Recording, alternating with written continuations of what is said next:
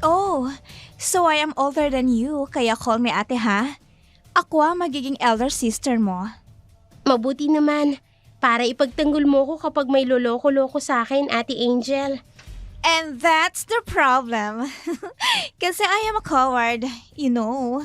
Takot nga ako sa mumu eh, kaya gusto ko nandito ka.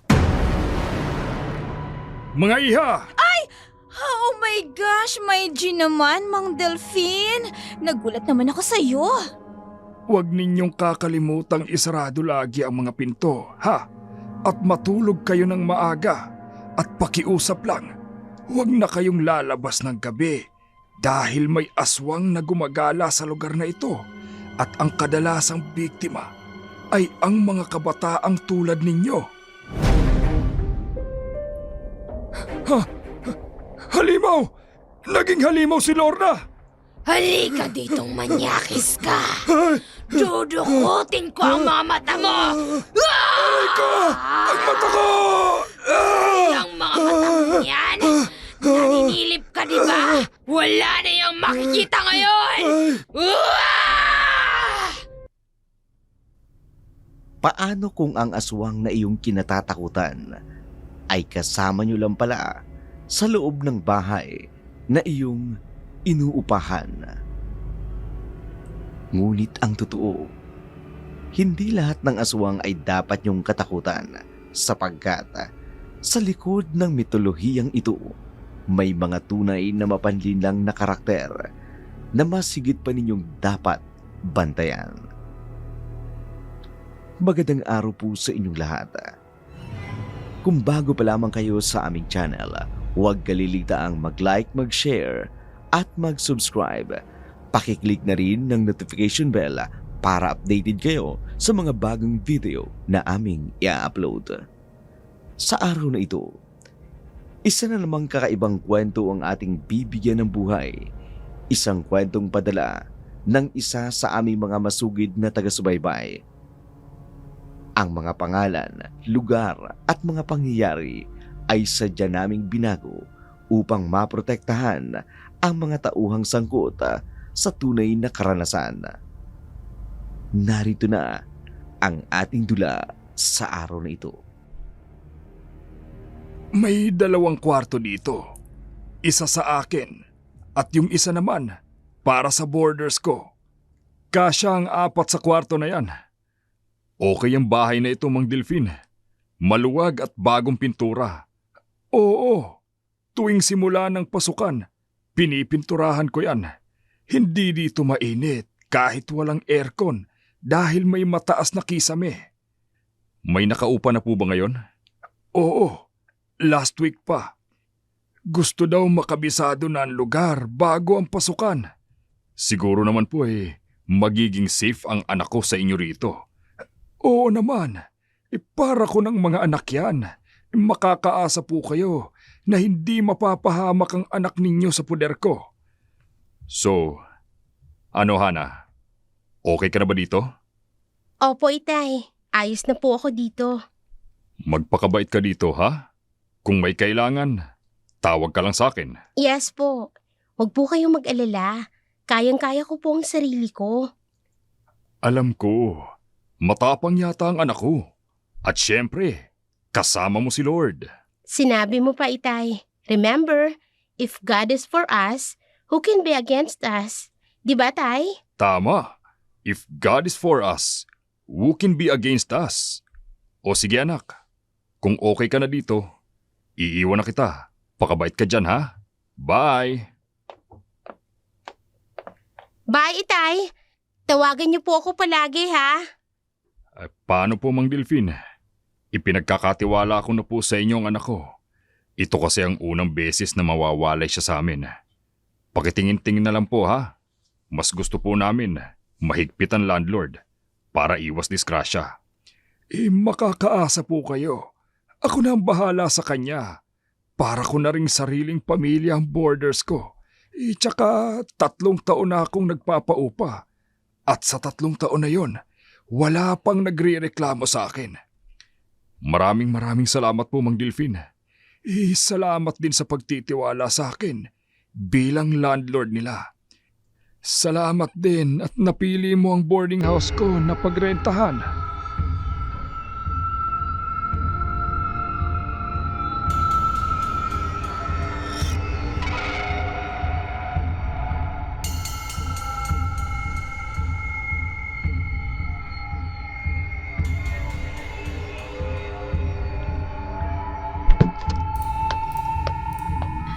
Uy, hello. Hi, thank you nga pala ha, kasi may kasama na ako dito. Ako rin. Masaya rin ako may kasama. Ah, ilang taong ka na pala? 19 pa lang po ako. Mas matanda ako sa'yo. Kaya tawagin mo akong Ate Angel ha. Bakit? Ilang taong ka na ba? 20 na ako, 1 taon lang naman pala ang tanda mo sa akin. pero matanda pa rin. Sige ate, ipagtanggol mo ko kapag may manliligaw na hindi ko type ha. Ala, ligaw agad? O sige ba, total, na-miss ko rin ang kapatid ko. Matagal na kayong hindi nagkikita? Matagal na. Bakit? Patay na eh. Ay, pasensya na ha. Okay lang yon. Matagal na rin naman siyang namatay. Sakit sa puso ang ikinamatay. At saka, wag na nga yan ang pag-usapan natin. Anong course mo pala ate? Education ako. Ikaw? Criminology. Gusto ko maging pulis. Wow! Matapang! Eh kung ganun, ikaw nang bahala sa security dito. Kasi alam mo ba, may mga kakaibang ingay dito sa gabi. Anong klaseng ingay? Yung parang may kumakalabog sa kisame. Minsan naman sa dingding. Sa bintana. Pakiramdam ko nga, parang may nagmamasid sa akin tuwing gabi. 1 linggo na ako mag-isa dito at hindi ako makatulog ng maayos. Baka naman tao lang. Kung tao, bakit aakyat pa siya sa bubong? Baka mga daga lang yan ate. O kaya naman hangin. Naku, hindi eh. Parang may naglalakad. Ay, naalala ko kasi yung kwento ni Mang Delfin. Nung bago pa lang daw siya dito sa lugar na to, may mga kwento-kwento na tungkol sa aswang. Naniniwala ka sa aswang? Hindi. Pero sa kwento kasi ni Mang Delfin, tipong totoo kong magkwento. Bakit ikaw? Hindi ka ba naniniwala sa aswang? Hindi. Bakit? Hindi naman kasi sila nag-i-exist. Ang totoong nag-i-exist ay yung mga bad spirit. Sila yung mga fallen angel na pinalaya sa langit. Kaya lang, dito sa Pilipinas, ginawa ng iba't ibang bersyon ng katatakutan. Tikbalang, kapre, manananggal, o kung ano-ano pa. Ang totoo ate, mga taong asal aswang. I like you. Ganito na lang, kapag narinig mo ulit yan, gisingin mo ko. Tingnan natin kung ano talaga yan. Talaga? Hindi ka ba matatakot? Dalawa naman tayo eh. Mas mabuti na malaman natin kung ano talaga yan para hindi na tayo kabahan. Tama ka. Magkakatulungan tayo dito. At least, hindi na ako mag-isa. Oo nga, kapag may narinig ka, gisingin mo ko kaagad ha. Iimbestigahan natin parehas. Sige, deal. Mas kampante na ako ngayon na nandito ka na. Ang excitement nilang magkasama ay hinaluan ni Angel ng mga kwentong nakatatakot. Kitang-kita kay Angel ang panginginig habang nagkukwento ng kanyang mga karanasan. Si Hana naman, hindi tinatabla ng takot. Malakas ang kanyang pananampalataya sa Diyos. Naging taga-comfort ni Angel si Hana, kaya naging maganda ang kanilang samahan. Tinutulungan na lamang ni Angel si Hana na ayusin ang kanyang mga gamit hanggang kinahapunan. Maaga silang nagluto para maaga rin sila na makakain. Ayaw din kasi nilang gahulin sa gabi. Para hindi ka matakot, heto Biblia. Binabasa ko ito araw-araw. The more na marami akong nalalaman tungkol sa God's promises, lalong nagiging matatag ang aking pananampalataya. Kapag may Diyos ka, walang magagawang mga aswang-aswang na yan. Tama ka. Wala ngang magagawa ang aswang sa Diyos. Awit 27 verse 1. Ang Panginoon ang aking ilaw at ang aking kaligtasan. Kanino ako matatakot?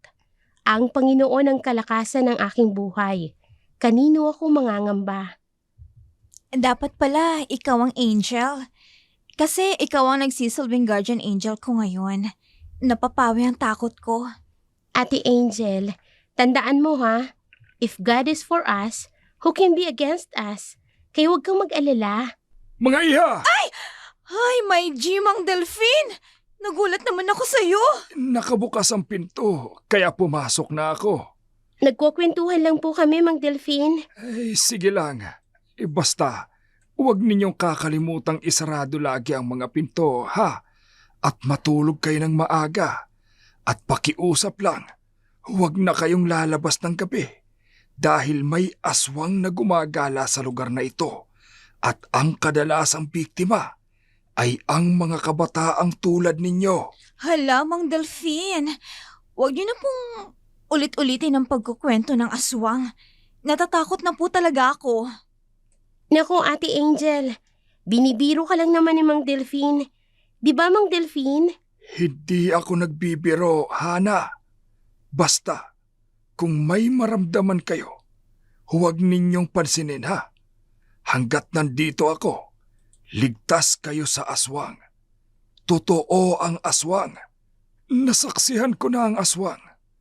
Noong nakaraang taon, isang border kong babaeng buntis ang inaswang. Mabuti na lang at naagapan namin. Kaya nga, hindi na ako tumatanggap ng buntis na border dahil ayoko nang maulit ang nangyari noon. Lalong pinagtibay ni Mang Delphine na may aswang nga sa kanilang lugar. Si Angel, lalong nag-alala, nanginginig habang nakikinig. Pinalakas naman ang loob niya ni Hana. Malakas ang loob niyang patunayan na walang aswang. Kaya pagkatapos magdasal, nakatulog na si Angel. Pero si Hana, nananatiling gising dahil may nais itong patunayan. Na-curious siya sa sinabi ni Mang Delphine. Sa buong buhay niya, tinuruan siya ng kanyang ama. Sa Diyos matakot at huwag sa aswang. Mga bandang 11:00 ng gabi, nang makarinig siya ng ingay sa labas ng kwartong inuupahan nila, lakas loob siyang lumabas para tingnan ang pinagmumula ng ingay. Diyos ko, kayo po ang aking pastol. Hindi ako magkukulang. Alam kong iingatan mo ko mula sa masasamang elemento sa mundong ito. Dahan-dahang naglakad si Hana palabas ng hindi namamalayan ng kanyang ka-boardmate na tulog ng mga oras na yun. Ganun na lamang ang gulat niya nang pagdating niya sa likod ng inuupahan niyang boarding house nang makita ang alagang manok ni Mang Delphine. Putol ang ulo nito at biyak ang tiyan. Wala na ring dugo ang katawan nito. Diyos ko! Diyos ko! Dali-dali siyang pumasok sa loob ng kwarto nila. Pagdating niya doon, natutulog pa uli si Angel. Hindi niya na lamang ginising. Tumungo na lamang ito sa kanyang higaan. Kabadong pinagmumuni-munihan ang nakita. Kung bakit doon pa talaga dinala ang pinatay na alagang manok ni Mang Delphine sa likod ng kanilang inuupahan. Kinakabahan siya pero hindi dahil sa paniniwalang may aswang kundi sa may kagagawan ng pagpatay sa manok. Kinaumagahan, maaga silang nagising para sa unang pasok nila sa eskwela. Good morning, Ate Angel. Good morning, dear. Papasok ka na ba? Yes po, ate. Maaga po kasi ang first subject ko. Okay.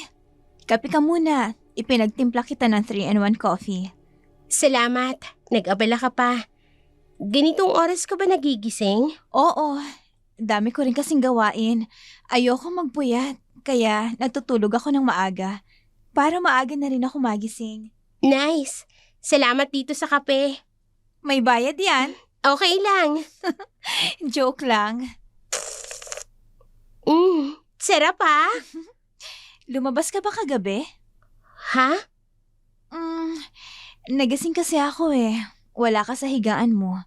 Kaya sabi ko, baka lumabas ka. Nagpahangin lang. Saan ka nagpahangin? Sinilip kita sa bintana, hindi kita nakita. Kung napansin mong wala ako kagabi, ibig bang sabihin, napansin mo rin yung mga kaluskos kagabi? Narinig mo na? Oo, Sabi ko sa'yo eh. pero hindi ako naniniwala na aswang yun. Ha? Malalaman natin ang totoo kung anong nasa likod ng mga misteryong nagpaparamdam kagabi. Grabe ka ha. Ang lakas ng loob mo. Ako pa yung nangako na gigisingin kita kapag nakarinig ako ng mga kakaibang kaluskos. Pero ako pa yung naging tulog sa pansitan. Okay lang, basta ipinapangako ko. Tutuklasin natin ang pananakot na nangyayari sa gabi. Believe na talaga ako sa'yo. Malakas ang loob mo. Naku, hindi ko kaya ang trip mo. So, paano? Ikaw na muna ang gumamit ng banyo. Mamaya pa naman ang pasok ko eh. Sigurado ka? Oo, ikaw na muna. Total, maaga ang pasok mo. Salamat. Sige ha, mauna na ako.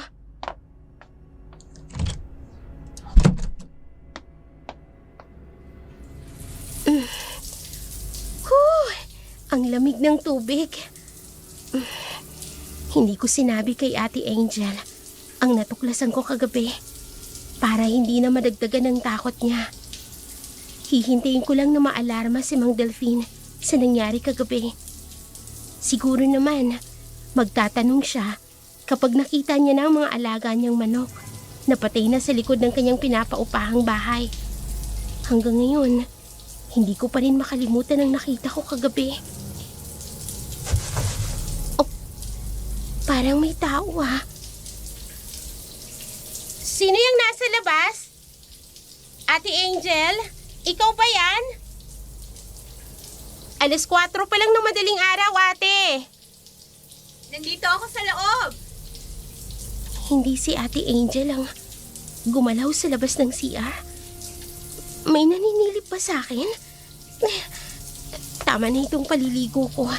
Magbibihis na ako para makita ko kung sinong naninilip. Sinong nandyan sa loob? Si Mang Delphine. May tao ba sa loob ng banyo? Opo, ako po ang nasa loob. Patapos na po ako. Saglit lang po.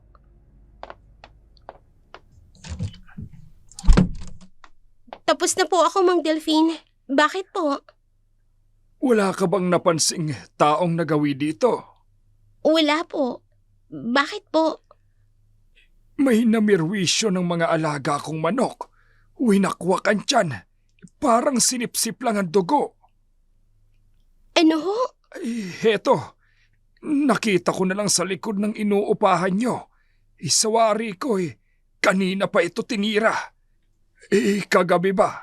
Wala kayong napansing kakaiba? Meron ho. Napansin mo ba ang mga kaluskos kagabi?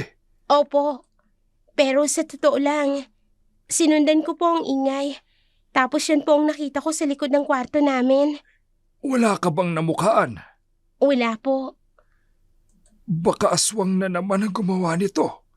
Sa susunod na may mapansin kang kakaibang ingay sa labas ng tinutuluyan ninyo, isigawan nyo lang ako para masaklolohan ko kayo kung sakali man.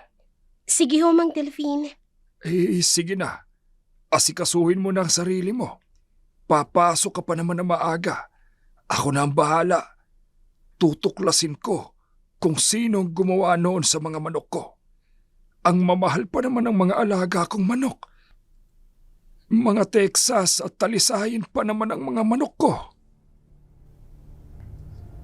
Pinalaki si Hana ng kanyang amang pastor na magkaroon ng takot sa Diyos.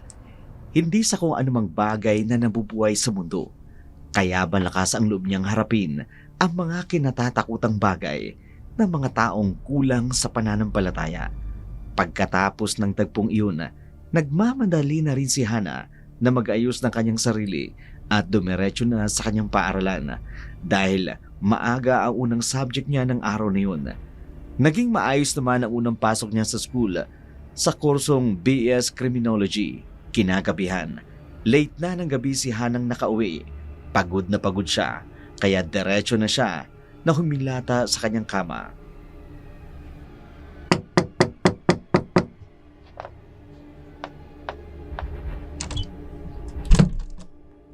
Oh, Hana! You're here na. It's past 10 na. Ginabi ka yata. Nag-alala ko sa'yo. Yes, ate. Ganito talaga ang uwi ko tuwing ganitong araw. Really? Sobra namang late ng schedules nyo. Kaya nga mabuti na lang nag-rent talaga ako. Kung hindi, mahihirapan akong sumakay kung doon ako sa bahay namin. Anyway, how's your first day? May crush ka na ba? Anong crush? Wala no. Aral lang muna ako, ate. Uy basta kapag may cute guy na aali-aligid sa'yo, picturean mo tapos ipakita mo sa akin. Aali-aligid? Ano yun? Aswang? Ay, ang sarap humilata. Napagod talaga ako, ate. Gusto ko nang matulog Bukas na lang ako magbibihis. Antok na ako Okay, sige na my dear. Good night. Sweet dreams. Habang natutulog sila, may kakaibang mga kaluskos at tibag ang gumising muli kay Hana. Ang hindi niya alam, may milagrong mangyayari sa ibabaw ng kisame ng kanilang inuupahang boarding house. Mula dito sa kinalalagyan ko, sinong mag-aakalang may maliit na butas dito na hindi nila napapansin? May maliit na spy cam akong kinabit. Kitang-kita ko ang mga lalabas at papasok ng aking paupahan. Oh, alam ko rin ang mga intense na kaganapan. Walang makaliligtas sa akin kahit na maliit na detalye ng mga mangyayari. Oh, humanda sila sa akin. Pwisit! Makaalis na nga rito! Nagmamadaling umalis ang matanda sa kanyang kinalalagyan, humahangos at pawisan na tumungo sa kanyang silid. Mabilis na isinara ang pinto. Huminga ng malalim, samantala sa kabilang dako naman, habang nagpapahinga ang dalawang boarder, naramdaman nila ang kalusko sa likod ng bahagi ng kanilang inuupahan. Tulog na tulog si Angel. Ramdam ko, tao yung lumilikha ng kaluskos dito kanina. Kung aswang ito, grabe naman kung sadyang dito lagi sa likod ng kwartong inuupahan namin. Hindi ka agad namin makita dahil walang bintana sa likod.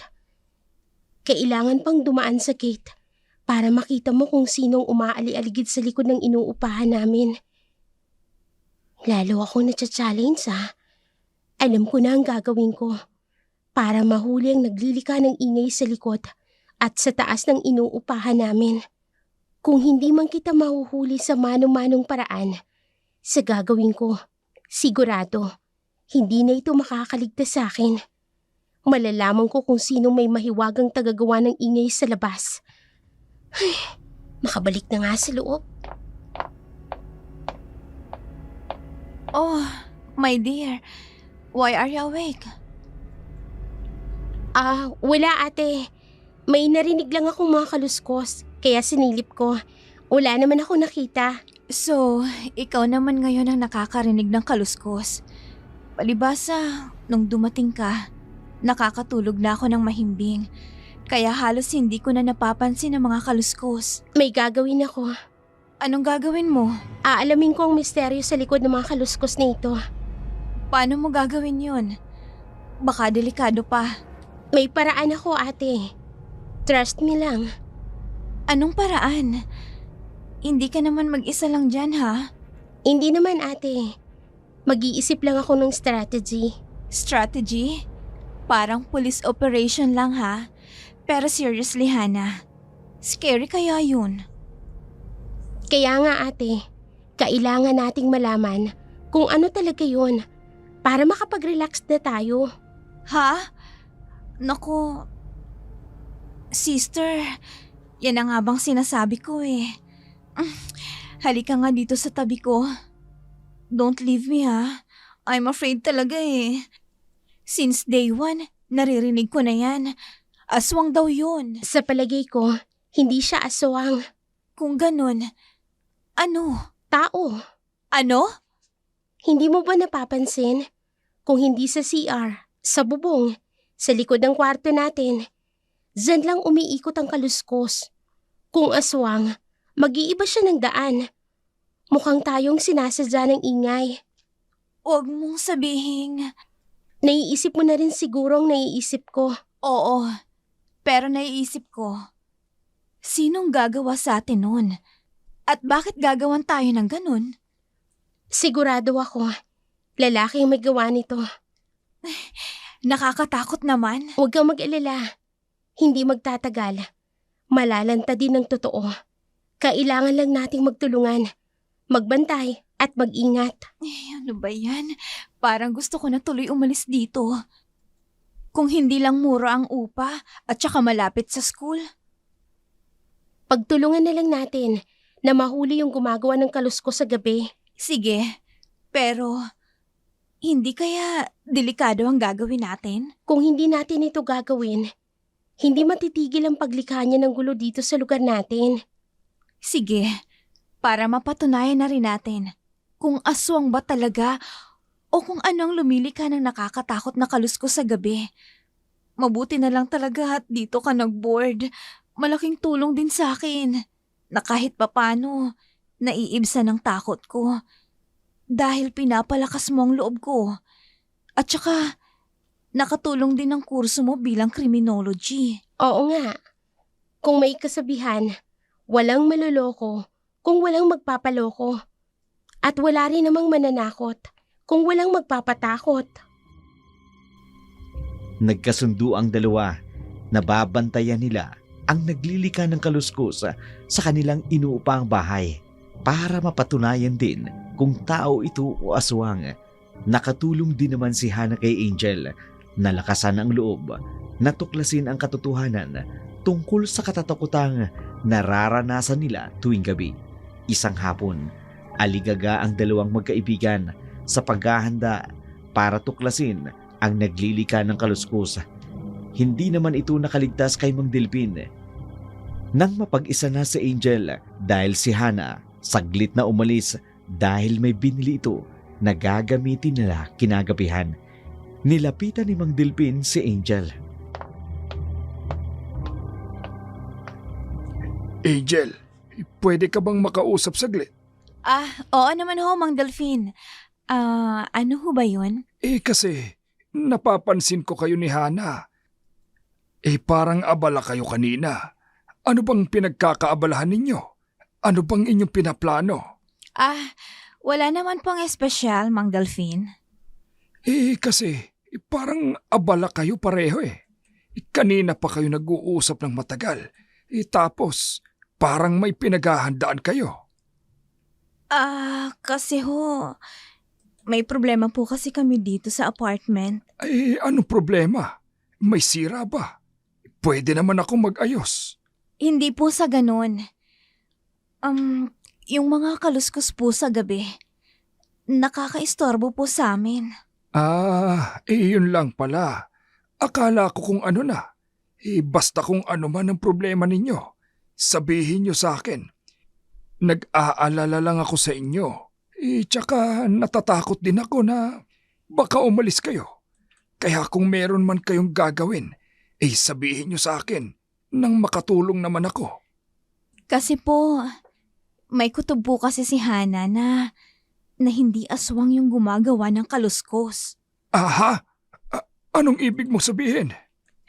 Parang may suspecha siya na may taong naninilip sa amin. Naninilip? Sino naman ang maninilip sa inyo rito? Ligtas naman ang lugar na ito. Kaya nga po sabi ko nga din po kay Hana na imposible yun. Pero siya po kasi Determinado po talaga siya na alamin kung ano yun. Ay, baka mali lang hinala ni Hana. Dito naman sa apartment, lahat ng tenants, kilala ko na. Sana nga po. Pero si Hana kasi, hindi siya titigil hanggang hindi niya nalalaman ng totoo. Sabihin mo sa akin kung anong pinaplano ninyo. Para ma-rescue ko kayo kung ano man ang pinaplano mo. Mamaya hong gabi, Mang Delphine, magmamanman po kami. Doon po sa likod ng boarding house niyo. Kasi doon daw po madalas nanggagaling ang kaluskos. Bibihira lang sa taas ng kwarto. Delikado ang gagawin ninyo. Pero gagawin ko pa rin ang lahat para matulungan ko kayo. Maraming salamat ho, Mang Delphine. Ibinilin kayo sa amin ng mga magulang ninyo. Lalo na si Hana. Nakakahiya naman. Mamaya pa anong mangyari sa inyo? Sagutin ko pa kayo. Ayoko ring mapahama kayo. Pagkatapos ng kanilang pag-uusap, nagmamadaling umalis si Mang Delphine. Saglit itong pumunta sa isang enterprises, nagtungo sa bilihan ng maskara. Pinagtitinginan siya ng mga tao dahil sa edad niya, halos magsi-55 na. Mahilig pa rin siya sa ganung laruan. Pagkatapos siyang bumili, umuwi na rin kagad ito sa kanila at nagganda na kanyang gagawing kinagabihan. Habang pinagmamasdan nila ang likod ng building, biglang lumitaw ang isang matangkad na figura mula sa kadiliman. Nakasuot ito ng itim na maskara, naglalakad ng walang tunog. Ate, tingnan mo. Oh my God! Ano yun? Kat, ano to? Isang lalaking may nakakatakot na itsura. Iyan ang aswang. Malayo pa naman tayo sa kwarto natin. Dito lang tayo. Ano ka? Papalapit na sa atin dito. Aswang nga ang lumilikha ng ingay sa labas ng inuupahan natin. Ate, paparito na siya. Nakita niya tayo. Hindi ko na kaya, Hana. Paano tayo nakita? Ang maskaradong tao patuloy na naglalakad sa kanilang direksyon. Ang mga kilos nito ay kakaiba, mabagal pero tiyak. Parang alam na alam kung nasaan sila. Lumalapit na siya. Lumalapit na siya sa amin. Sa kadiliman, nakikita nila ang puting maskara na tumututok sa kanila. Ang figura ay tuluyang naglalakad patungo sa punong manggang kanilang kinatatayuan. Parang alam na doon sila nagtatago. Hana, hindi niya tayo hinahanap. Alam niya kung nasan tayo. Takbo na, ate! Let's go, Hana! Bilis! Hana, bilis mo! Tumakbo na mabilis papalayo sa puno, pero naririnig pa rin nila ang mabibigat na yapak na sumusunod sa kanila sa dilim. Pinagharian ng labis na takot ang magkaibigan. Halos himatayin naman sa labis na takot si Angel sa aswang na papalapit sa kanila, habang sila naman patuloy lang sa pagtakbo. Madilim ang daan pabalik ng gate ng kanilang inuupahan. Bakit niya tayo sinusundan? Sino siya? Takbo! Hana!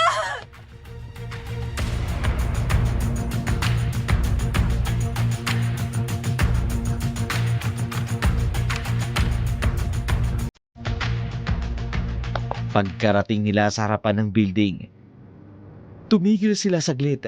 Lumingon si Hana. Nakita pa rin nila ang itim na figura sa malayo. Nakatayo lang, nakatingin sa kanila. Tila ba tinatakot lang silang dalawa. Marahil, natakot rin ang aswang. Nasundan sila. Kaya nang makabawi sila ng hininga,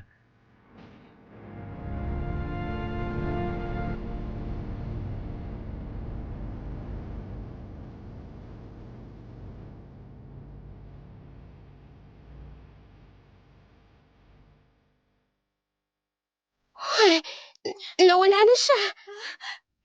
Nasaan na siya? Hindi ko alam. Bakit nawala? Kakaibang aswang yun. Hindi na tinuloy ang paghabol sa atin. Pero bakit ganun siya maglakad? Bakit parang alam niya kung nasan tayo? Kung totoong aswang yun, sana hindi yun tumigil hanggat hindi tayo nahahabol. Naniniwala na ako sa'yo. Hindi aswang ang humahabol sa atin. Balikan kaya natin. Ano? Ayoko nga. Naniniwala na ako sa'yo na hindi yun aswang. Pero ang bumalik doon para sundan ang humahabol sa atin. Naku, hindi ako sasama. Sino kaya yun? Bakit niya ito ginagawa sa atin? Paano kung totoong aswang nga talaga yun? Anong gagawin natin? Hindi pa rin ako maniniwala hanggat hindi nakikita ng dalawa kong mga mata. Kasi ako, hindi talaga ako naniniwalang may aswang.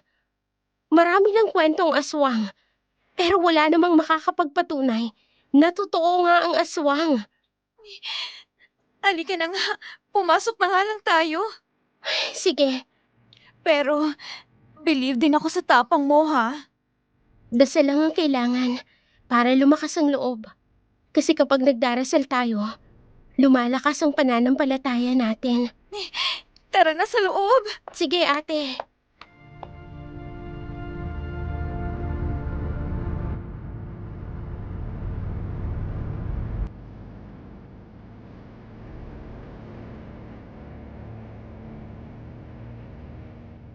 Pumasok na nga sila sa building habang nag-uumapaw ang takot sa puso sapagkat hindi nila makalimutan ang kakaibang taong may maskara na tila stalker nila sa apartment.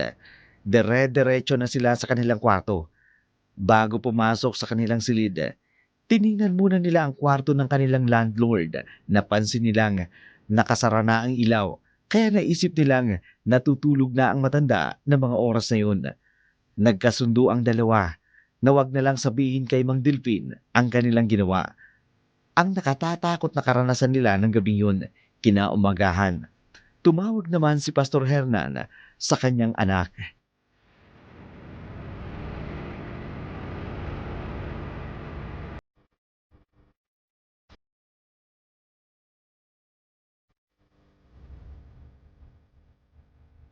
Hello, Hana.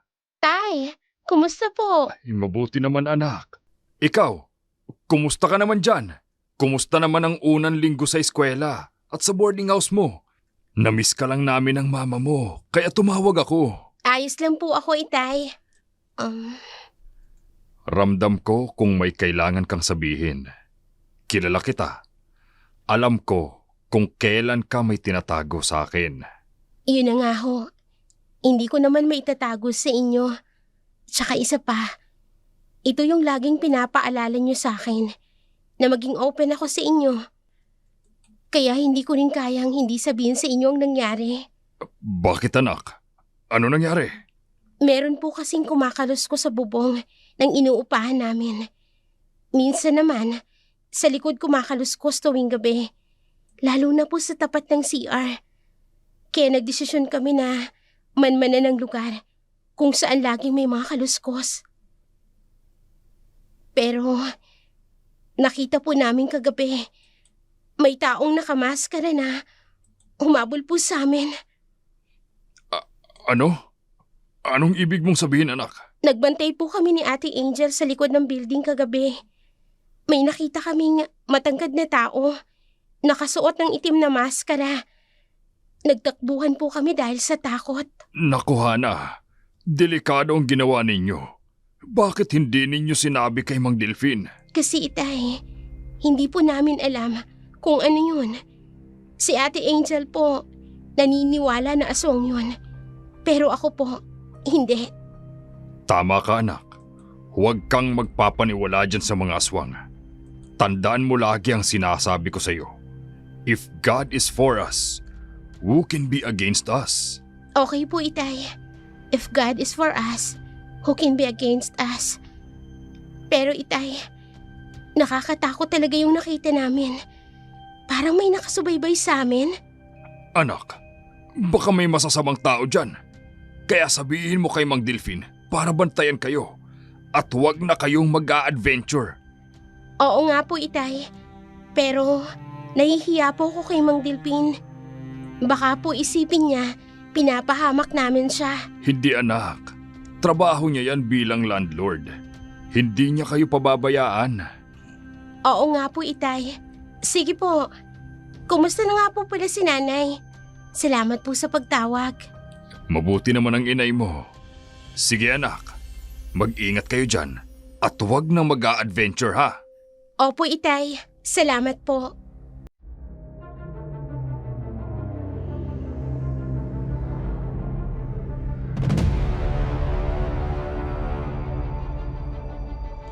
Masayang masaya si Hana sa pangungumusta ng ama.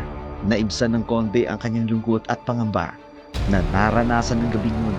Ngunit hindi pa rin naaalis sa isipan niya ang nakatatakot na figura ng may maskara na humabol sa kanila.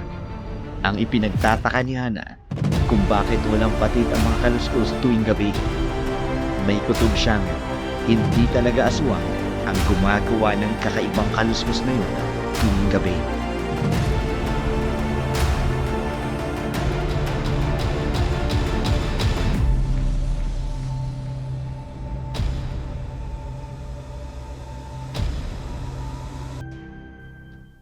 Kakaiba talaga si Mang Delphine kagabi. Hindi siya mukhang bagong gising. At saka, bakit siya nagulat nung sinabi naming may nakita kaming nakamaskarang tao? Parang alam niya.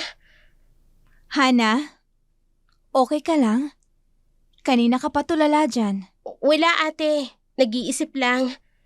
Kumusta ka naman? Hindi ka pa rin ba nakakatulog ng maayos? Hindi eh. Lalo pa nung kagabi after nung nangyari. Parang lalo akong natakot. Paano kung bumalik yung taong yun? Ate, may napatunayan naman tayo kagabi, di ba? Hindi aswang yun. Tao lang talaga. But that makes it even scarier. Kung tao yun, ibig sabihin, may taong nagsustalk sa atin dito. Naku, Hana, delikado tayo dito. Kinagabihan, bandang 10:00, mas lalo pang umiinit ang panahon. Walang hangin. Tila ba lahat ay nalulunod sa init? Sa ganitong sitwasyon, naisip ni Angel na maligo para makaramdaman lang ng kahit konting lamig. Panibagong karanasan naman ang kanyang mararanasan habang naliligo. Muli niyang narinig ang pamilyar na kaluskus na parang merong sariling strategy sa paglikha ng kaluskus. Sa pagkakataong ito, mas malapit, mas malinaw.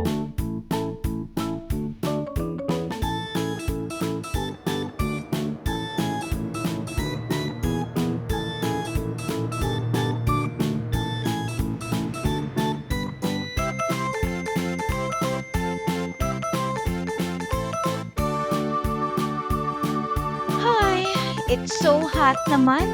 Pati electric fan mainit ang muga. Parang humihinga ng apoy. Kaya nga ate, ang alinsangan ng panahon.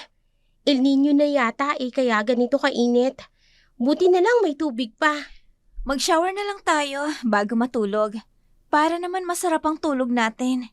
Ikaw ba naman nakakapit sa damit mo yung pawis? Good idea ate. O sige, mauna na ako ha. Hindi, ako na muna. Mas marami akong pawis tsaka medyo antok na rin ako. Gusto ko agad matulog pagkatapos. Sige ate, ikaw na. Pero dalian mo lang ha, para makapag-shower na rin ako.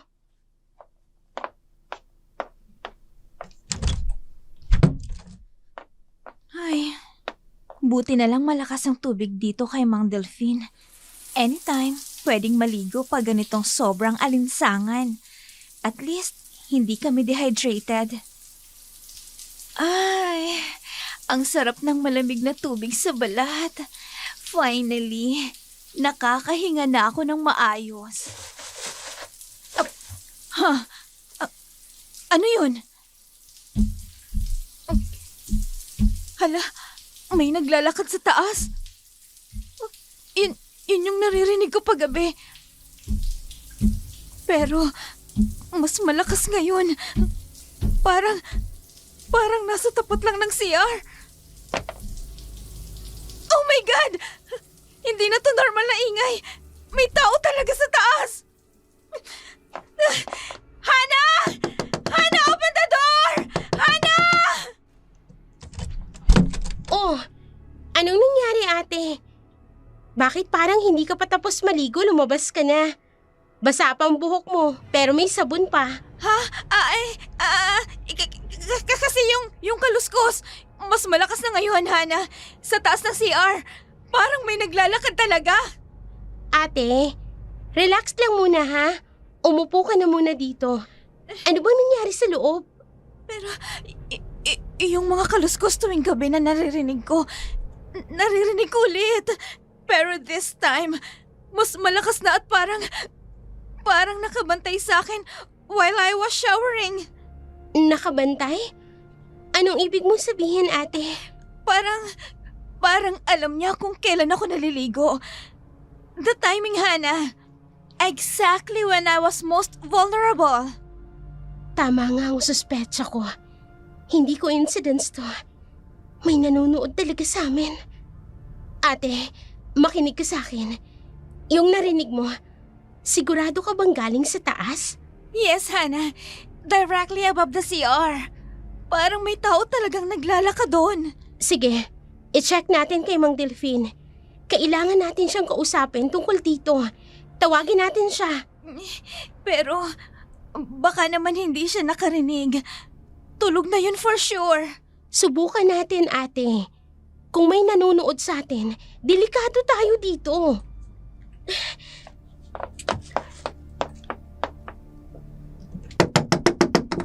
Mang Delphine! Mang Delphine! Mang Delphine! Sige, katukin mo pa siya, Hana. I'm scared talaga. Baka bumalik yung kaluskos. Mang Delphine! Emergency lang po! Kailangan namin kayong makausap! Mang Delphine! Oh, ano nangyari? Bakit? Natutulog na ako eh. Bakit kayo nang iistorbo ng gantong oras? Hindi naman mukhang bagong gising si Mang Delphine. Parang galing siya sa marathon. Pawis na pawis. At bakit may dumi sa damit niya? Parang galing sa labas.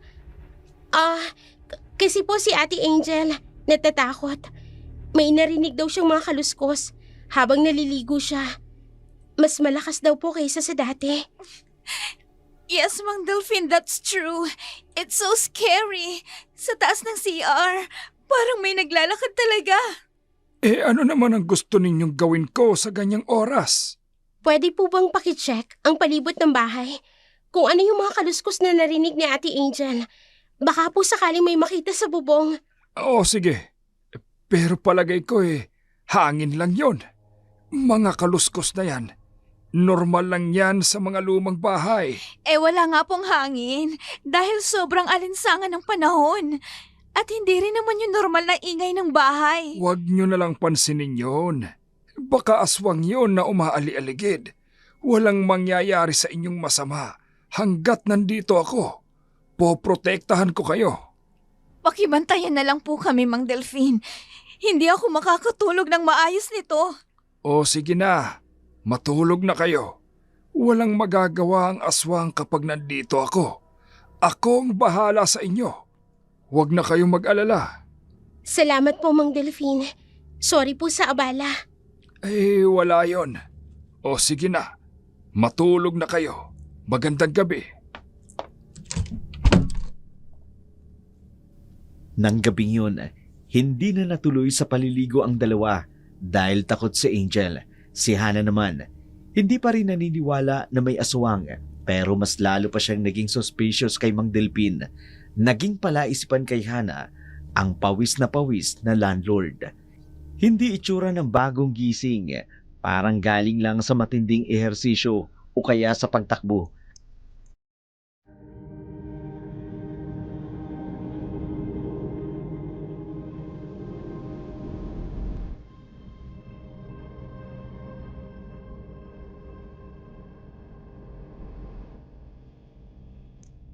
Parang may mali talaga. Bakit pawis na pawis si Mang Delphine? At yung mga dumi sa damit niya, Parang galing sa labas. At napansin ko, hindi siya nagulat nung sinabi namin yung tungkol sa kaluskos. Parang alam na niya. Hana, nakakatulog ka ba? Hindi pa, ate. Ikaw, Hindi rin eh. Natatakot pa rin ako. Paano kung bumalik yung mga kaluskos? ate, may tanong ako. Nung narinig mo yung kaluskos kanina, paano mo nasabi na parang may nanunood sa'yo? Kasi Hana, yung timing. Exactly when I remove my clothes. Doon nagsimula yung ingay. Then, when I was sa pinaka-vulnerable part ng shower, doon naging malakas. Parang may nakakaalam na ng routine ko. Ibig mong sabihin, regular yung pattern. Hindi ako sure, pero parang oo. Kaya nga ako natakot eh. It felt so intentional. Hindi lang random noise. May pattern. May timing. May taong nakamaskara kagabi na humabol sa amin. Tapos ngayon, parang may nanunood kay Angel habang naliligo. At si Mang Delphine. Lalong naging palaisipan kay Hana ang mga pangyayari. Kaya pinag-isipan niyang mabuti ang mga anggulo para matukoy kung sino talaga ang dahilan ng mga kaluskos na naririnig nila. Hindi sila nakatulog ng maayos at naisip na lang na maghanap ng malilipatan. Ang mga karanasan sa loob ng boarding house, sobrang hindi kaaya-aya para sa kanya. Hana, I think we should look for another place na. Ate, okay ka lang? Mukhang hindi ka nakatulog. Exactly. Ano kaya kung mag-transfer na lang tayo sa ibang bahay? Kasi naman 2 weeks na akong laging nakakaranas ng nightmare dito. Last night was the final straw. Kasi naman ate, paniwalang paniwala ka pa rin sa kwento ni Mang Delphine tungkol sa aswang. Hindi naman kasi dahil sa kwento ni Mang Delphine. I heard them. I feel them. And now, parang may nanonood sa akin. Hana, this is beyond. This is beyond just hearing weird noises na. To see is to believe, ate. Kailangan natin ng konkretong ebidensya. Hihintayin pa ba natin na magpakita sila? No, I don't want this. Alis na tayo dito. Hindi na ako safe dito. Kasi simula pa lang natin dito, ate. Tapos lilipat agad? Sayang naman ang ating down payment tsaka yung advance. No-refund pa naman syempre, di ba?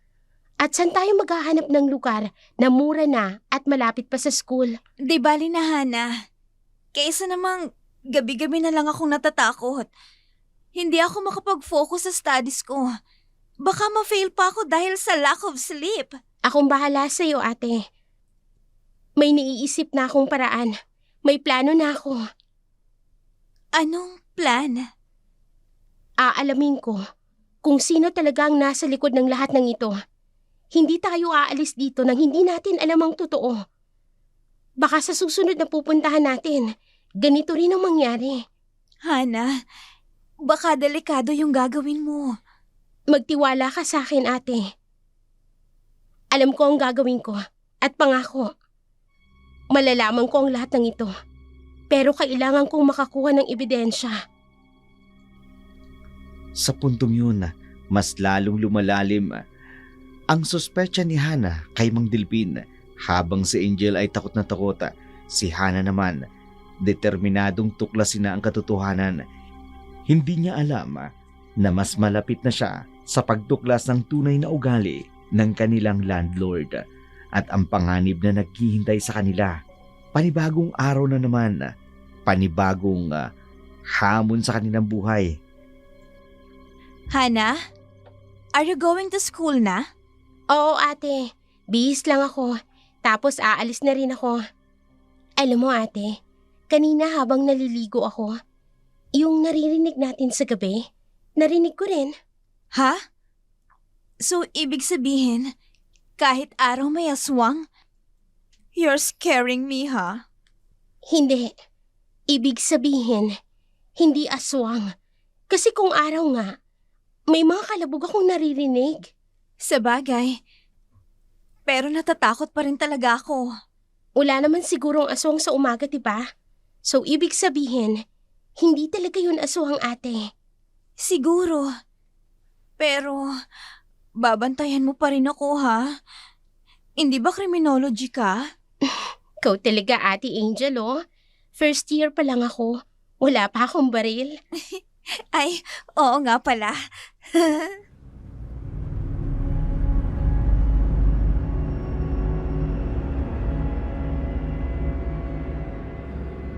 Kinagabihan, maaga silang natulog ni Angel, ngunit nagising muli si Hana sa kaluskos at yabag na pareho nilang narinig habang naliligo.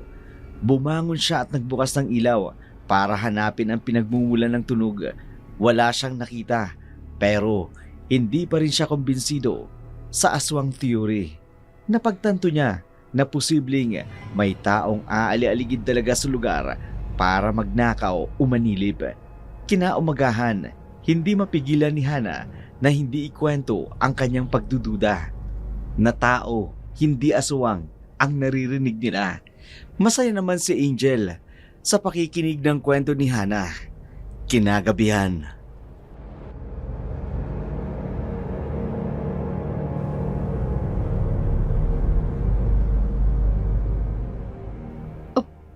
Ay, ano yun? May mga kaluskos na naman akong naririnig. Makabangon nga muna. Sisindihan ko ang ilaw.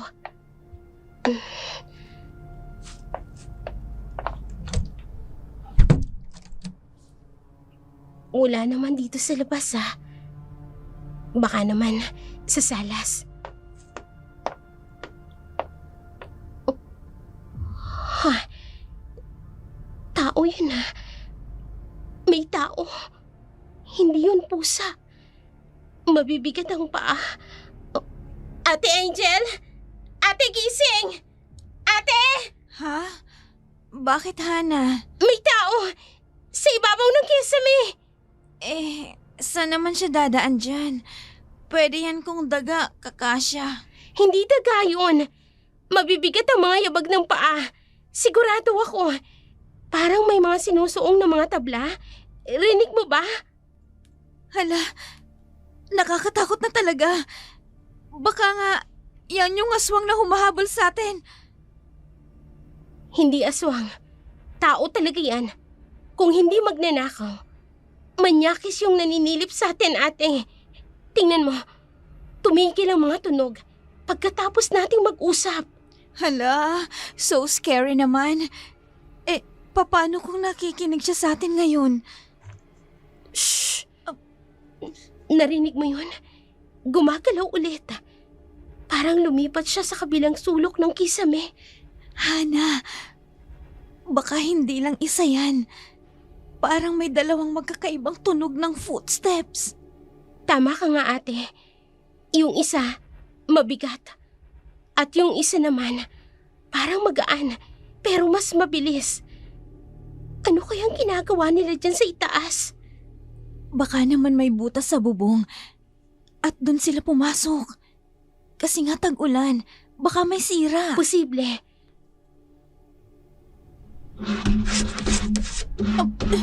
Ano yung mga kalmot na yun?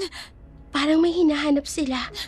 O kaya naman, ginagawa nilang butas para makababa. Ate, kumuha tayo ng pamalo o kaya flashlight. Yung malaki. Oo nga. At tawagan din natin si Kuya Jun sa kabilang bahay. Malapit lang naman siya eh. Baka naman wala pa siyang tulog. Huwag kang mag-alala, ate. Sabihin natin kay Mang Delphine bukas ng umaga para mabantayan tayo. Siya naman ang may-ari ng compound na to. Sana lang hindi sila bumalik bukas. Nakaka-stress na ang mga ganitong nangyayari. Kinaumagahan, bago pumasok sa school, kinausap muna ni Hana si Mang Delphine tungkol sa kanyang karanasan. Mariin niyang sinabi na sigurado siyang hindi pusa, daga o hangin, kundi tao na laging nakamasid sa kanila. Si Mang Delphin naman nakikisimpatya sa kanyang pag-aalala, ngunit ginigiit pa rin niyang posibleng asawa nga ang tinutukoy ni Hana. Mang Delphin, papasok na po ako. Oh, Iha, nasan si Angel? Tulog pa po. Napuyat po kasi kami kagabi. Ha? Bakit naman kayo nagpuyat? Mang Delphin, kagabi po kasi, nagising ako ng hating gabi. Wala po ba kayong napansin? Anong napansin? Mahimbing lagi ang tulog ko sa gabi. May mga kalampag po akong narinig sa ibabaw ng kisame. Sinilip ko naman po sa labas at sa sala. Wala naman po akong nakita. Di mabuti. At wala naman pala. Hindi po ganun ang ibig kong sabihin. May tao pong umaali-algi dito. Hindi po natin napapansin. Paano mo naman nasabi? Kasi po, lagi-laging nangyayari yan tuwing gabi. Hindi po yun aswang. Kasi minsan, kahit na umaga, habang naliligo kami, naririnig din namin yun. Nako. Baka naman pusa at mga daga lang yon. Imposible. Sobrang bigat po ng mga yabag. Tao po talaga, Mang Delphin. Lalong imposibleng may makaakyat sa taas ng kisame sa bahay na ito. Yun na nga po ang ibig kong sabihin. Kailangang malaman po natin kung papaano nangyayari yun. Sige, akong bahala. Babantayan ko. Pero sigurado ako na imposibleng may makaakyat dyan na tao, maliban na lang sa pusa, daga, o kaya aswang ang naririnig ninyo. Sige po, Mang Delphin. Papasok na po ako. Kayo na pong bahalang magbantay. Sige Iha, mag-iingat ka. Ako na ang bahala sa aswang na yan. Isang araw, habang naliligo si Hana, nakarinig uli siya ng kalabog sa ibabaw ng kisame. Dali-dali siyang nagbalapal ng kanyang tuwalya. Nag-observe sa kisame. Natuklasan niyang isang maliit na butas sa tabi ng ilaw. Parang may naaninag siyang matang nakasilip, ngunit bigla itong nawala. Kasabay ng mga kaluskos, tumakbo siya patungo sa kwarto na binabanggit kay Angel. Ito ang nag-udyok sa kanila na tingnan ang kisame kung may butas nga na maaring gamitin ng may masamang balak.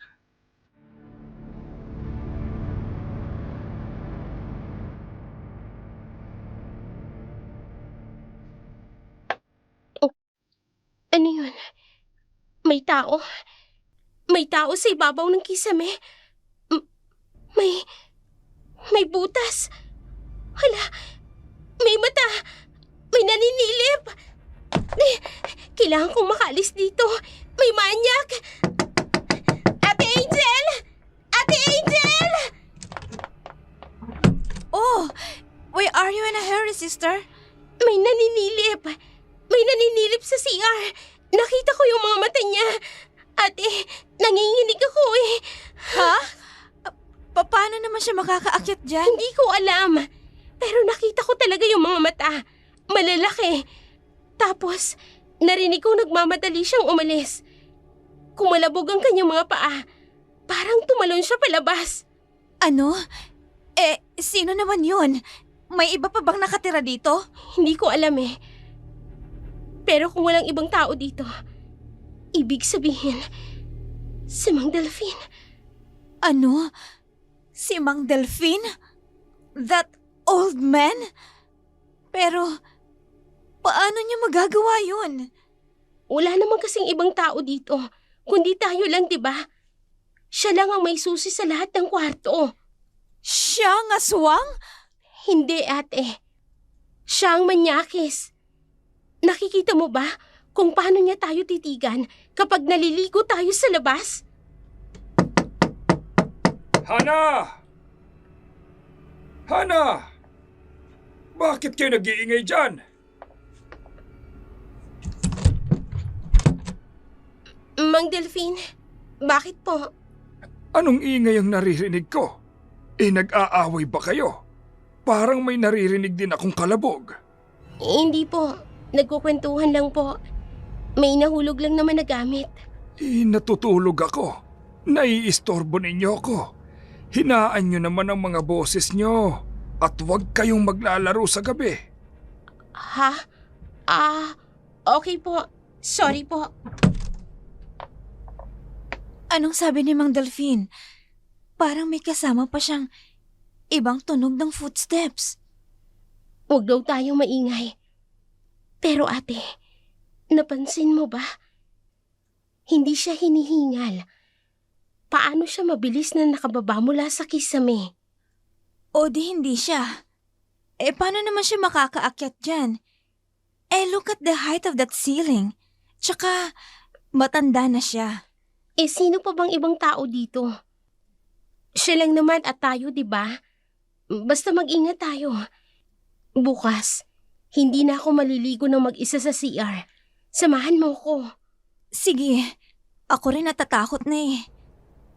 Parang may ibang presence dito sa bahay na hindi natin alam.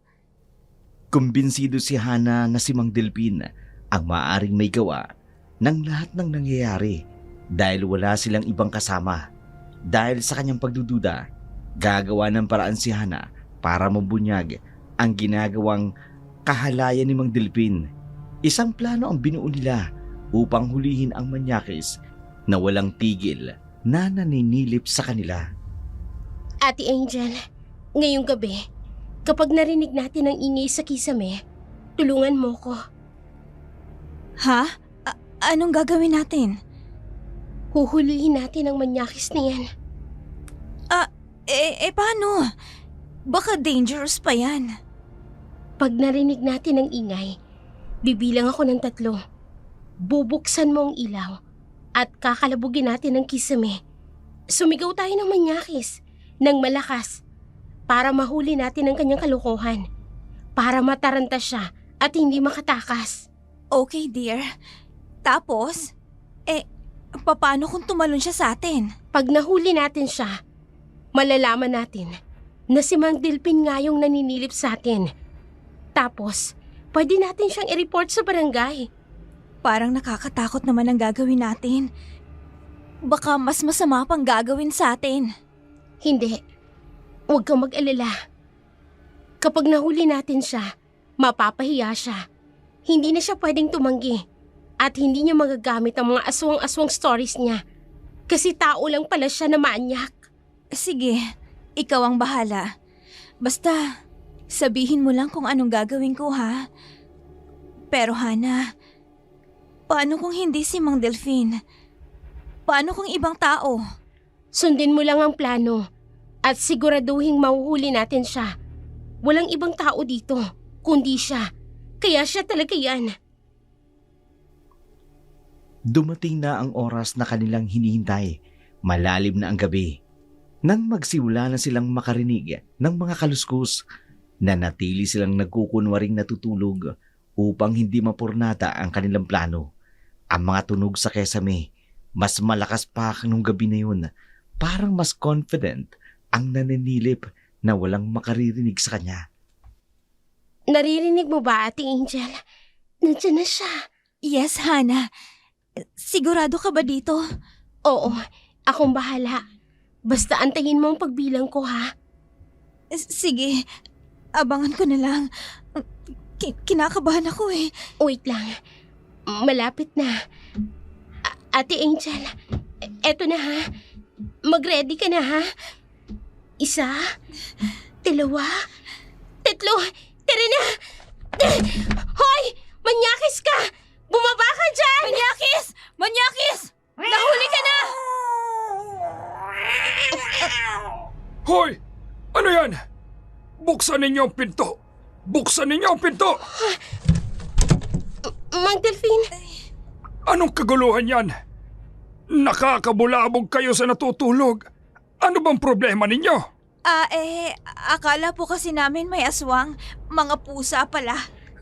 Pambihira naman kayo mga bata kayo.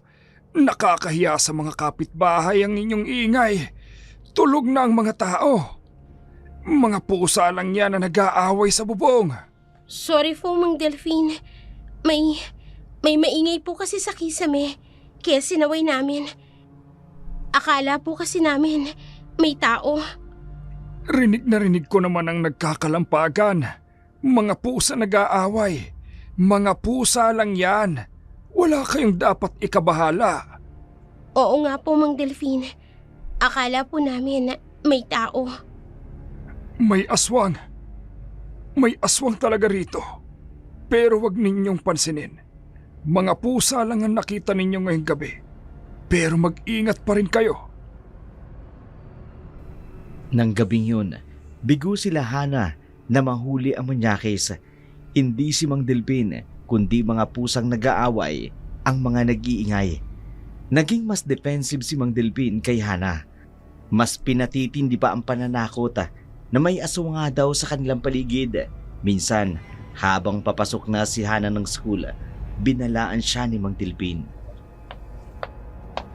Hana, Mang Delphine, bakit po? ayoko nang maulit ang nangyari kagabi. Nabulabog ang tulog ko sa ginawa ninyo. Akala ko po kasi may tao sa kisame, kaya gusto ko sanang hulihin. Tao? Papaano naman makakaakyat ang tao dyan? Ang taas niyan. Pag nahulog siya dyan, bali ang buto niya. Ha? Kasi po, natatakot na si Ate Angel sa nangyayari. Walang tao dyan. Maliban kung aswang ang manggulo sa inyo. Siguro nga po.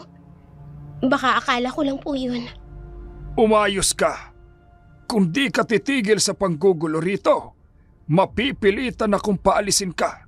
Naiintindihan mo? Opo. Sorry po, Mang Delphine. Hindi na po mauulit. Kung ano-ano ang mga itinuturo mo kay Angel. Sorry po talaga. Hindi na po mauulit. Abay dapat lang. Nakakabulabog kayo sa natutulog. Sige po. Parang ako pang may kasalanan ha. Mahuhuli ko rin kayo, Mang Delphine. Nabigla si Hana sa mga narinig niya kay Mang Delphine. Malulutong at may kahulugan ang mga sinasabi nito sa kanya. Kaya pumunta na lamang siya sa school habang iniisip ang mga narinig sa kanyang landlord. Natapos ang buong maghapon. Pauwi na si Hana ng gabing yun nang mapadaan siya sa kwarto ni Mang Delphine. Bahagyang nakabukas ang pinto at nasilip ni Hana sa maliit na siwang ang isang bagay na ipinagtataka niya.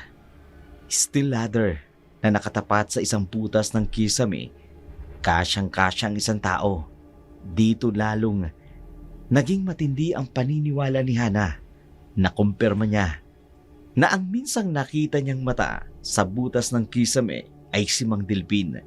Galing sa kesame noon ng gabing yun, kaya pawis na lumabas ng kwarto dahil sa init at hirap ng pag-akyat.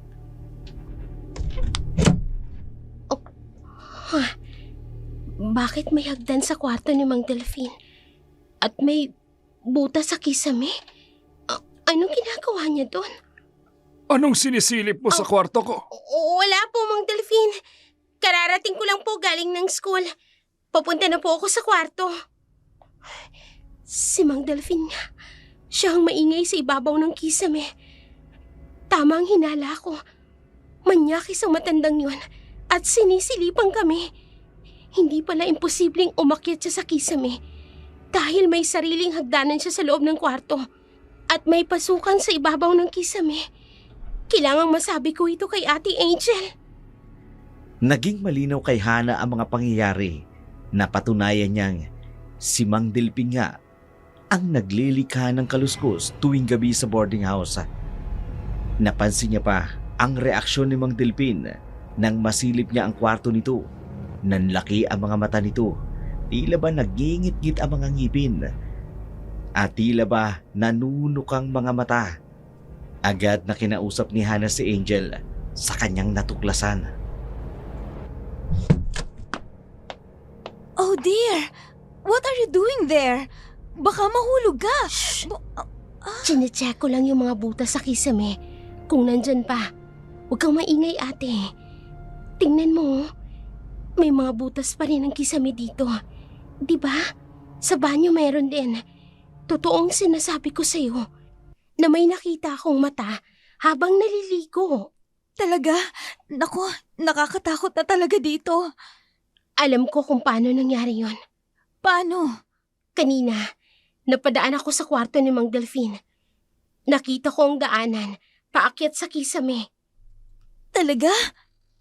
Oo, Ate Angel. May butas doon. At may sarili siyang steel ladder. Sa tapat nito, nasa loob ng kwarto ni Mang Delfin ang daanan. Kaya lagi siyang pawisan kapag tinatawag natin siya ng mabilis. Really? Ate Angel, isumbong natin siya sa mga pulis. Ha? Paano yun? Wala tayong ebidensya. Gagawa tayo. But how? We don't have proof nga. Mamayang gabi, huhulihin natin siya. Baka maulit na naman yung dati ha. Mapahiya na naman tayo. Hindi, ate. Sigurado na ako. Sister, I'm scared na talaga. Basta sundin mo lang yung plano ko, ate. Sige, basta wag mo akong iwanan ha. Oo, tulad ng dati. Kunwari, tulog ulit tayo. Then, what shall we do? Tapos, hindi lang natin siya bubulabugin. I-video natin habang nasa ibabaw ng kisame para may ebidensya tayo at para hindi niya tayo masaktan. Naging malinaw na kay Hana na si Mang Delfin nga ang naninilip sa kanila gabi-gabi sa tuwing sila ay natutulog at sa tuwing sila ay naliligo sa banyo. Gamit ni Mang Delfin ang steel ladder. Kailangan nilang ibuking ang kalokohan ni Mang Delfin. Pinalakas ni Hana ang loob ni Angel para sa gagawin nilang paglalantad ng lihim. Kinagabihan, gagawin nila ang planong pagbubunyag. Abangan mo lang ang go signal ko mamaya. Kapag sigurado na akong yapak niya ang naririnig ko sa kisame, buksan mo ang ilaw, papunta sa kabilang kwarto, sipain ng malakas, at itumbang hagdan. Tapos, videoan mo agad. Sige, I'll handle the camera. Kailangan natin ng ebidensya para hindi na siya makatanggi. Ngayong gabi, hindi na siya makakaligtas sa atin. Sana mahuli na natin siya.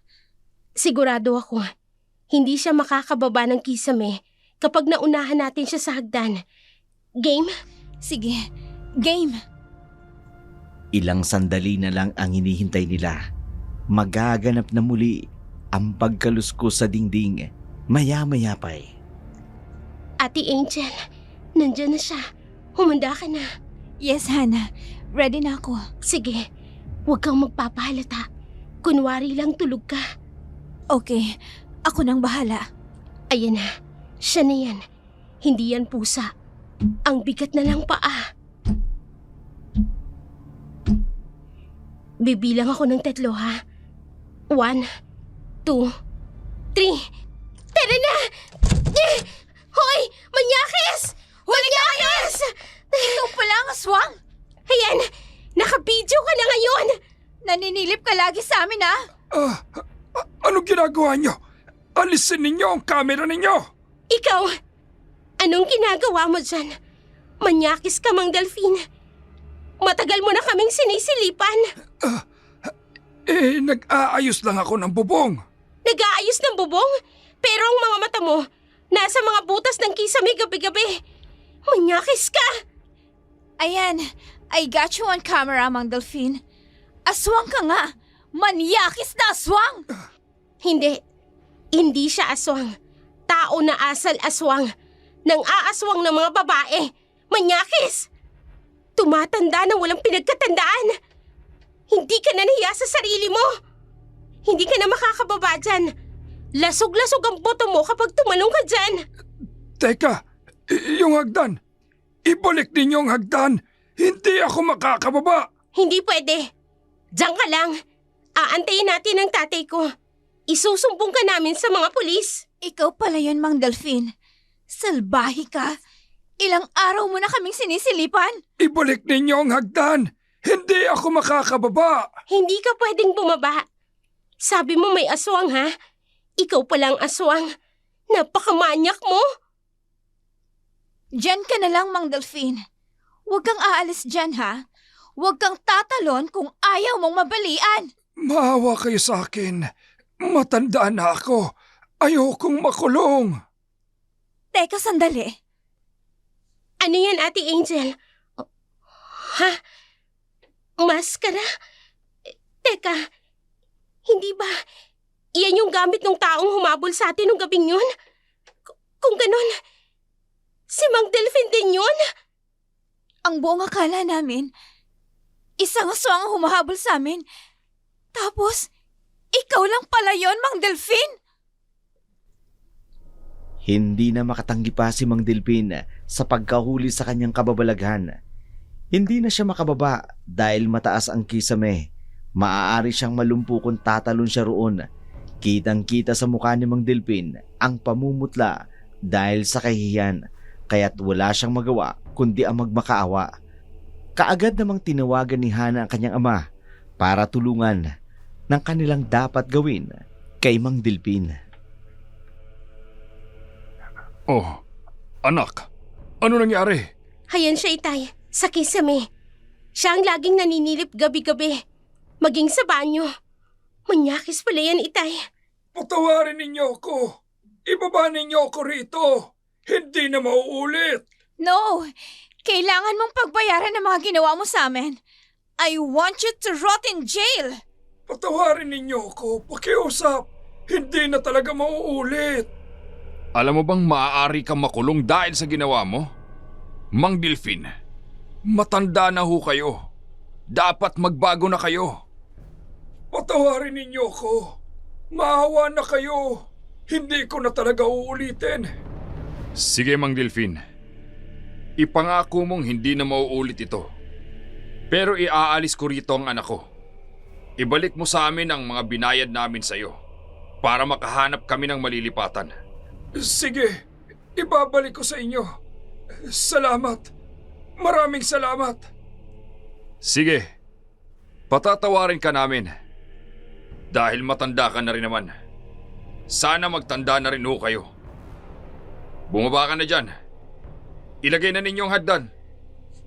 Okay po, Itay. Salamat. Maraming salamat. Mabuti na lang at mabait si Mang Hernan. Dahil kung hindi, makukulong ka sana, Mang Delphin. Basta, Mang Delphin. Huwag na ho ninyong uulitin yung ginawa ninyo. Dahil kung hindi, Diyos na ang magpaparusa sa inyo. Oh, sige. Patawarin niyo ako. Hindi na talaga mauulit. Pangako.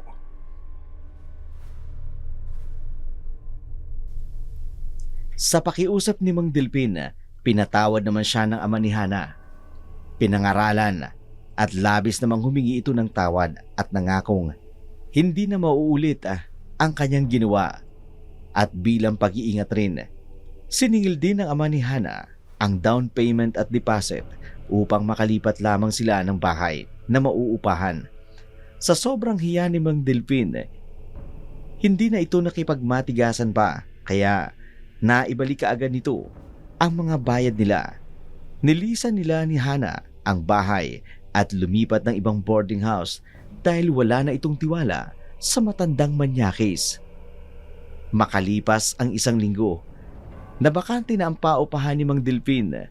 Nagpaskil uli siya ng room for rent sa labas ng kanyang bahay.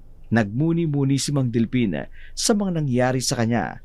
Bakas pa rin sa mukha niya ang kalungkutan dahil sa kahihiyan na inabot sa ginawa niya. Pagpapaupa lamang ang kanyang hanap buhay, kaya't naghanap naman siya ng mga bagong boarder na estudyante. Sa kanyang pagmumuni-muni, isang dalaga ang kumatok sa kanyang pintuan.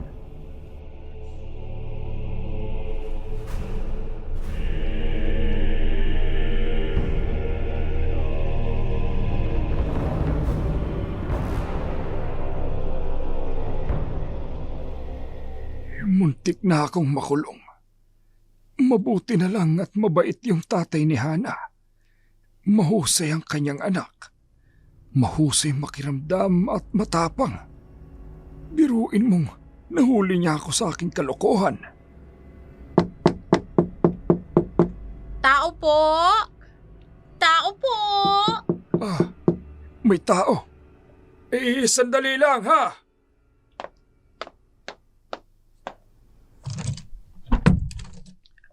Ay, anong maipaglilingkod ko? Ang sexy naman ng babaeng ito. Sir? Sir? Ay, oo. Ano yun, Iha? Ang sexy talaga kasi niya. Nakakatulala. Hayop sa ganda. Available pa po ba yung paupahang kwarto ninyo? Oo. Oo, available. Pwede mong makita ang bahay at yung kwarto mismo. Sige po ha.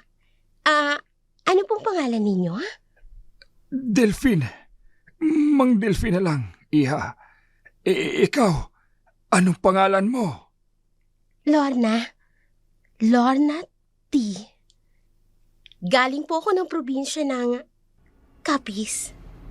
Nang makita ni Mang Delphine si Lorna, napakaganda nito at napaka-sexy. Bagay na bagay sa kanyang pangalang Lorna T. Parang pinagtibay ang kanyang katawan. Agad niyang nakalimutan ang kanyang natutunan, nakahihiyan sa pangyayari nung nakalipas na linggo.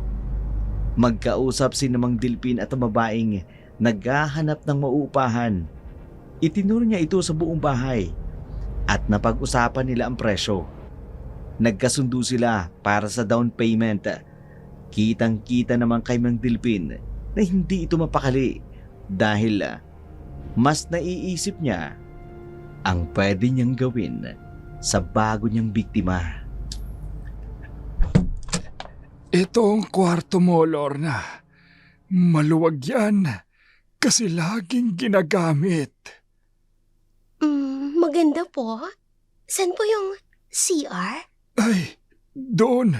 Doon sa labas. Malapit sa kusina. Wala po bang kasama dito? Ay, kaaalis lang ng mga border ko last week. Ako lang at ikaw ang nandito. Matanda na ako, kaya dito na lang ako nagbabantay. Bakit po umalis yung mga border? Kasi simula pa lang ng klase. Natakot daw sa balitang may aswang dito, kaya naghanap ng ibang boarding house. Aswang? Hindi po ako takot dyan. Taga-Capiz po ako. Sanay kami sa mga kwentong ganyan. Ay, mabuti naman.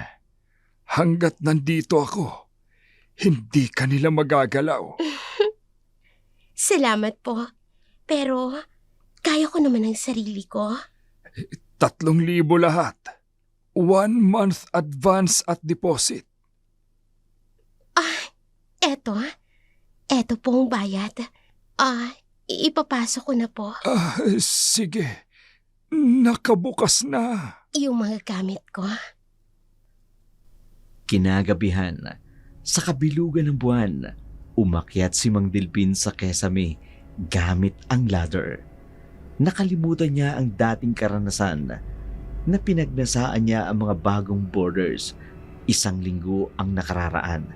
Hindi niya alam na si Lorna may kakaibang lakas tuwing kabilugan ng buwan. Ibang klase ang kaseksihan ni Lorna.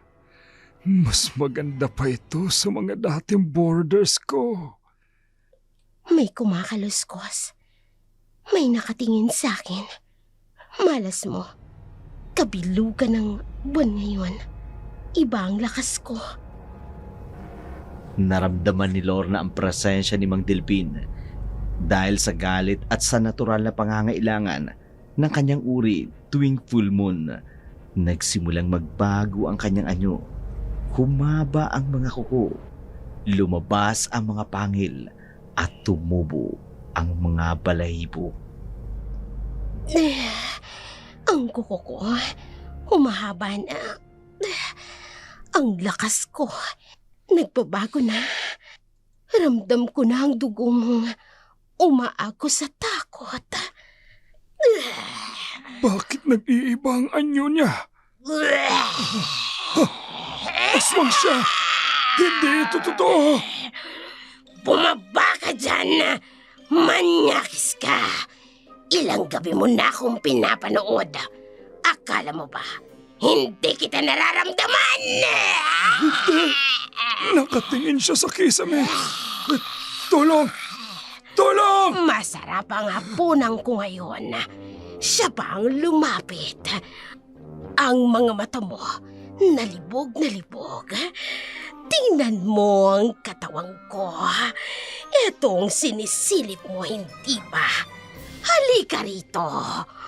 Hindi ko kayang tumakbo. Nakabaw na ang mga pao ko sa takot. Walang takas para sa'yo. Amoy ko ang pawis mo. Ang tamis ng takot sa ilong ko. Naaamoy kita, tanda! Gusto mo bang makita kung gaano kahabang mga kuko ko? Yang mga mata mong naninilip, wala na yung makikita ngayon. Pati ang maskar mo, hindi mo na may susuot. Tingnan mo ang dugong lumalabas! Awa ka sa akin! Hindi ko na ulitin! Handa akong umalis Hindi dito! pa ako tapos sa'yo. Gusto mo bang maging hapunan ko ngayon? Tikman mo ko, tanda! Ang pangit niya! Nakakasuka! Kahit ikaw na ang pinakahuling babae sa mundo, hinding-hindi ako papatol sa'yo! Halika, tanda! Tikman mo ko! Halika! Ay! Patawarin mo na ako! Hindi ko alam na aswang ka! Kung alam ko lang sana! Ay! Bilang kaparusahan sa ginawa mo, kung yung mga mata mo ginagamit sa pagkakasala, mas mabuti pang dukutin kesa mapa sa impyerno.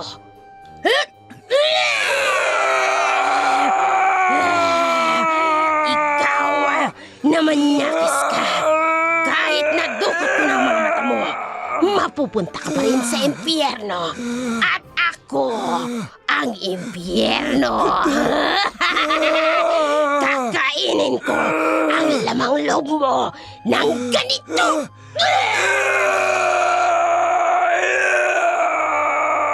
Hindi! Mga buto ko!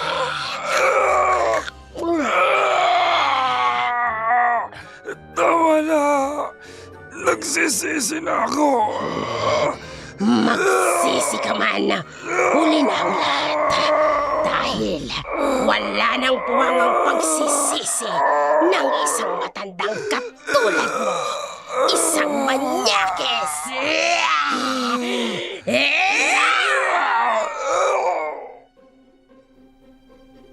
Tuluyan ang sinapit ni Mang Delpin ang parusa sa kanyang mga ginawa. Marami pala siyang sinilipan na mga boarders na nangungupahan sa kanila. Kinabukasan, matapos ang kamanyakan ni Mang Delpin, natagpuan siyang patay na wala ng mata, puno ng malalim na kalmuta. Si Lorna T na wala na rin. Sa kabilang boarding house naman, habang nanunood ng TV sina Hana at si Angel, nang makita nila ang balita sa TV. Para sa nagbabagang balita, isang lalaking may-ari ng paupahan malapit sa university, natagpo ang patay, walang mata at puno ng kalmot ang katawan. Si Delfin Santiago ay hinihinalang pinatay ng aswang. Si Mang Delphin yun? He's dead na raw? Siya nga. Bakit daw? Aswang daw ang pumatay. Pero ang totoo, manyakis ang loko na yun. Baka hindi talaga siya nagbago. Nakakatakot naman kung totoo ang aswang. Ate Angel, hanggang ngayon hindi pa rin ako naniniwala sa aswang. Kasi ang pinaniniwalaan ko, kung ang Diyos ay nasa panig natin, sino ang makapananaig sa atin?